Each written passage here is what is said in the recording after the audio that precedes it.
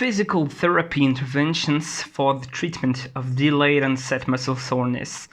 Systematic Review and Meta-Analysis. Donc on se retrouve aujourd'hui pour une revue informelle de l'étude. Alors, de quoi on va parler très exactement? Eh bien, de tout ce qui va concerner en fait... attends, il y a un petit truc c'est sur la caméra qui fait qu'on ne voit pas... Oui, bon, désolé. Donc je disais, on va parler de tout ce qui va être traitement des courbatures avec alors physical therapy, c'est en gros quand tu as une action, on va dire mécanique, c'est-à-dire que tout ce qui va être en fait ce qui va toucher à ton corps de façon générale. Donc c'est très large, on va dire toutes les interventions pour les courbatures, ce sera plus simple. Et donc ils ont identifié un truc comme 121 études, voilà c'est ça, c'est le chiffre que j'avais en tête mais je voulais le vérifier, 121 études pour ça, pour la méta-analyse. Donc c'est-à-dire que c'est pas mal, sachant que la plupart des études en sciences du sport, quand tu as 15 études pour une méta-analyse, t'es très content. Là il y en a 121, tu fais waouh, tu te dis c'est incroyable quoi. Mais faut pas oublier que il y a beaucoup de modalités différentes. Ils ont étudié je sais plus combien de modalités, mais ça doit être quelque chose comme ah oui, voilà, je vais toutes vous les citer, comme ça vous le saurez.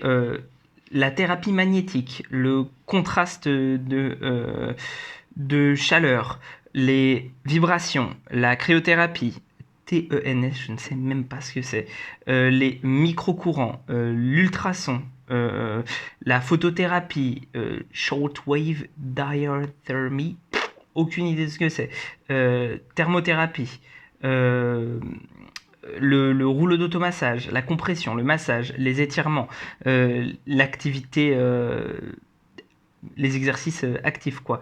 Le kinesiotaping et l'acupuncture.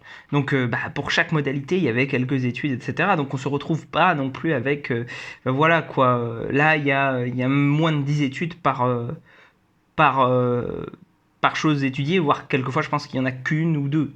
Donc, c'est pas énorme non plus. En moyenne 4 ou 5. Donc, dans l'idée, il y a un grand nombre d'études, mais il y en a assez peu pour étudier chaque chose. Donc, il faut garder à l'esprit que c'est compliqué de faire des vraies comparaisons dans ce genre de cas-là. Maintenant, il y a quand même quelques petits trucs qui semblent intéressants.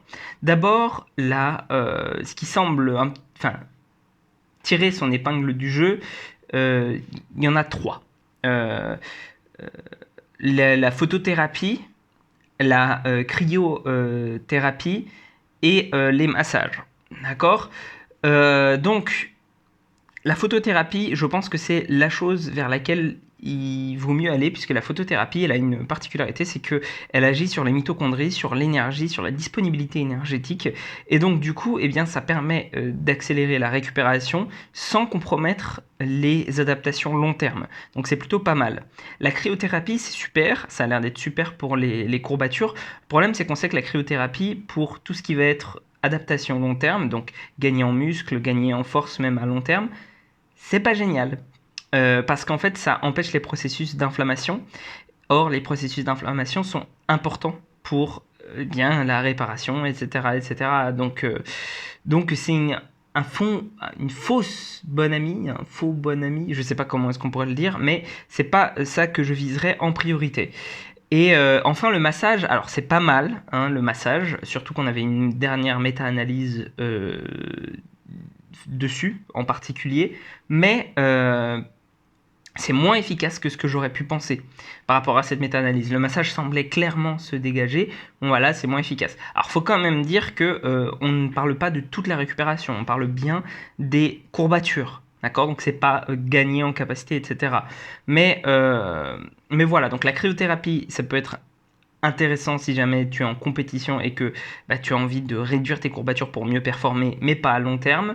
Le massage, c'est pas trop mal. Bon, de toute façon, dans l'ensemble, il n'y a rien qui est mauvais, on va dire. Donc, ces modalités-là, elles servent toutes plus ou moins dans une certaine mesure, mais le massage, c'est pas mal parce que c'est totalement passif, donc tu n'as vraiment pas d'effort à faire, donc je trouve ça bien. Mais moi, ce que je mettrais vraiment en avant pour le long terme comme le court terme, etc., au vu des résultats qu'on a et au vu des mécanismes qu'on peut avoir, c'est plutôt la photothérapie. Donc la photothérapie, hein, je le rappelle parce que peut-être qu'il y en a qui savent pas trop ce que c'est la projection de lumière sur les zones ciblées.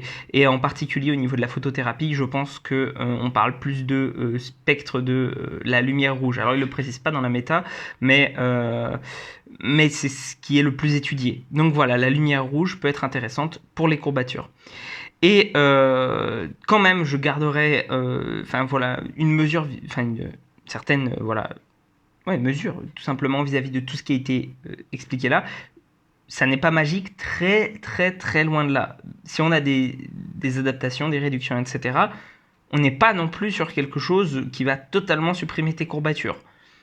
Dans aucun des cas cités, les effets sont toujours relativement faibles, voire quasi inexistants. Voilà, et sur ce, prends soin de toi et on se retrouve pour une prochaine vidéo.